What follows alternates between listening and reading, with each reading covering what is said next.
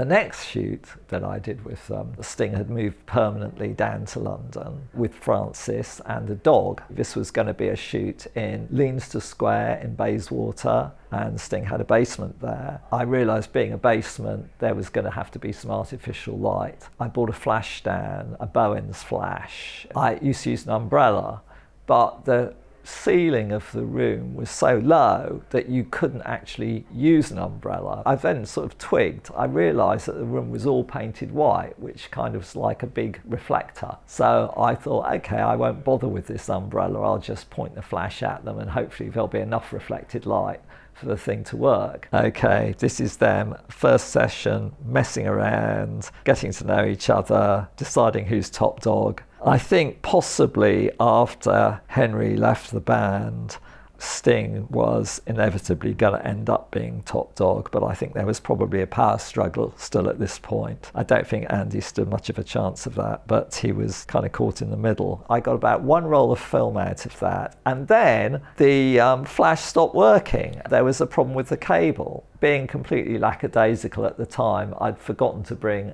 a spare cable for the flash. So we basically gave up on that shoot. It was about 6 weeks later, I think, that I did the second shoot. Lo and behold, they'd all started changing their hair, had kind of gone this blonde colour. For that shoot, I did maybe half a dozen rolls of film. They were very much more relaxed. They were like larking about together. You know, they kind of got to know each other a bit.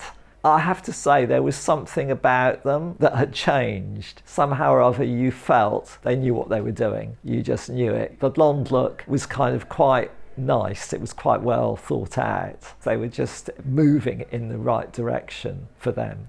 This one I like too. Stuart, as usual, kind of presenting the band. It's like, see what I've done? I've put these guys together and we're going to have fun.